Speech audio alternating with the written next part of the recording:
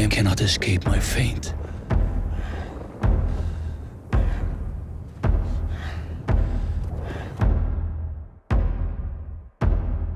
The Northman is the third film by director Robert Eggers. It stars Alexander Skarsgård, Nicole Kidman, Klaus Bang, Anya Taylor-Joy, Ethan Hawke and Willem Dafoe. Adapted from a legend within the Gesta Danorum, a medieval text of Danish history that inspired Shakespeare's Hamlet, The Northman tells the story of Amleth, a Viking prince on a quest for vengeance against his uncle, the man who killed his father, kidnapped his mother and took his kingdom. If I had to boil down the film into a comparison, think of the film as a mixture of The Lion King, which basically is Hamlet, Ridley Scott's Gladiator, and even some of Zack Snyder's 300 sprinkled in there for good measure, all wrapped up in Eggers' signature cinematic style. This film was quickly one of my most anticipated films for the year alongside The Batman. I loved Eggers' previous two films, The Witch, or The VVitch, and The Lighthouse. Both of those films were in the horror genre, so I was curious to see how he would handle an epic historical action film.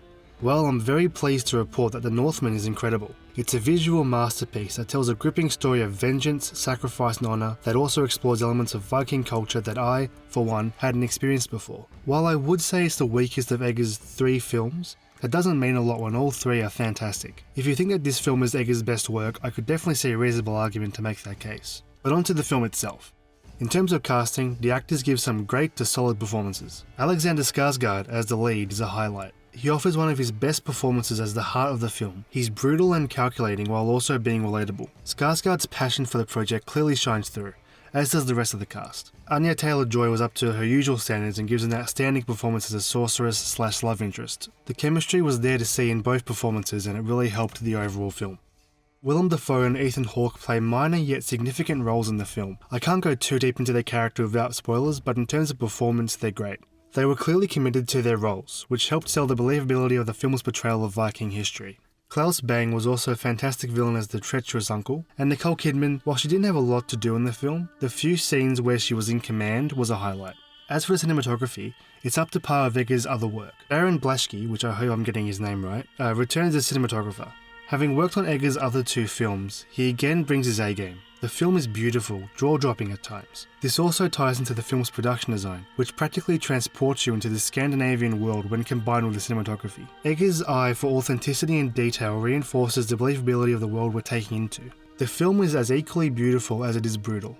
It doesn't shy away from the brutality of the violence it depicts, which is a massive positive. I was nervous about how Eggers' style would translate into action, but as soon as I saw the set piece that the trailers showed, I knew the film was in good hands.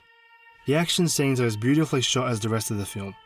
I will say though that this film is definitely gory. Not to the point of absurdity, but if you don't think you can handle gore, this film might not be for you because at points it does not hold back. Now onto the story. As I said at the beginning of the video, the original tale that the film adapts was the inspiration for Shakespeare's Hamlet. So if you've seen Hamlet or any other type of media inspired by Hamlet's themes of revenge, you probably know how this film will go. It's a classical story told very well, albeit with a few missteps.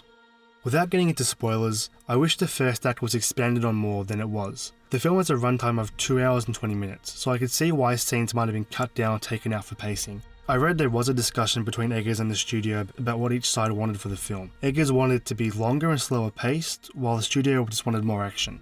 But for me personally, the film flew by, so I personally would have loved for the opening act to explore its themes and characters just a bit more.